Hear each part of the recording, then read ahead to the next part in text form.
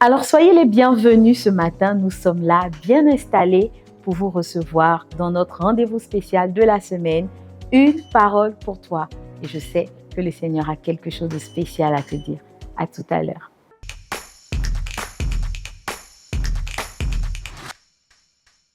Alors aujourd'hui, nous allons répondre à une question. Que dois-je faire lorsque je me rends compte que j'ai blessé quelqu'un? Et oui, ça peut arriver. La plupart du temps, on est vraiment en train de réfléchir sur comment pardonner à quelqu'un qui nous a fait du tort, comment laisser tomber une situation qui nous a blessés. Mais aujourd'hui, j'aimerais qu'on puisse regarder dans l'autre sens et se poser la question à nous-mêmes parce que oui, ça arrive et c'est très récurrent que nous aussi, nous soyons l'auteur de la tristesse de quelqu'un. Alors, qu'est-ce que je fais lorsque je me rends compte que j'ai blessé quelqu'un?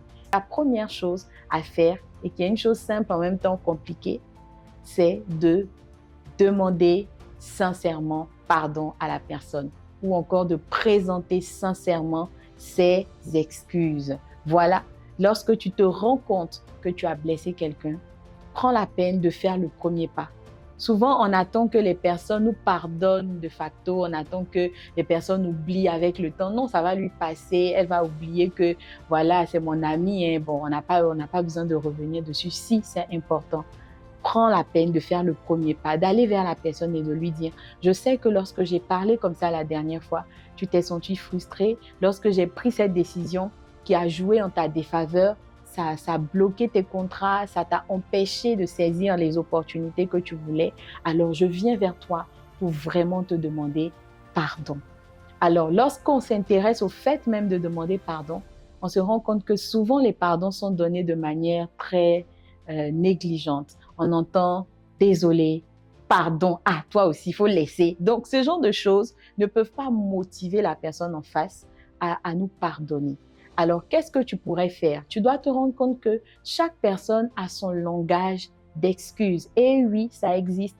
Le langage d'excuses, ça existe. Chaque personne ressent plus les excuses selon le langage qu'elle parle le plus. Certaines personnes sont juste open pour entendre « je te demande pardon ». D'autres, par contre, veulent voir dans le regard de la personne qui s'excuse des regrets, des remords. Elle veut voir que la personne se sent vraiment triste de l'avoir blessée. D'autres cherchent une réparation. Donc, si tu m'as blessé, ça ne peut pas rester comme ça. Il faut bien que tu répares ce que tu as fait. Donc, si tu as oublié mon anniversaire, alors on va refaire l'anniversaire. On va choisir une date et on va reprogrammer le restaurant. Alors, d'autres personnes cherchent aussi la plupart du temps qu'on se rende compte de sa responsabilité dans ce qui s'est passé. Alors, si vous êtes un peu plus attentif, vous pourrez sonder et voir qu'est-ce qui touche la personne. Et plus vos excuses seront dans le langage de la personne, plus vite le pardon vous sera accordé.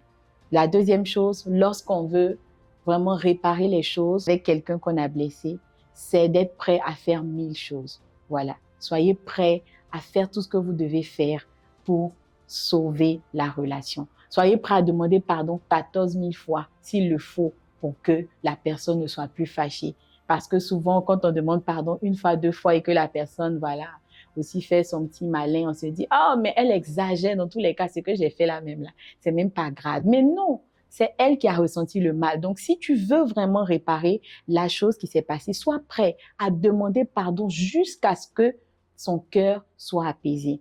Tu dois aussi être prêt à poser des actions pour lui montrer ta bonne foi. Tu dois être prêt à faire des petits cadeaux. Tu dois être prêt à surprendre la personne. Tu dois être prêt à faire une promesse qui va enlever, qui va compenser le mal qu'elle a ressenti. Bref, peu importe la situation, si tu es sensible et si tu es de bonne volonté, le Saint-Esprit pourra te conduire pour que, justement, tu renoues cette belle relation qu'il a plantée dans ta vie.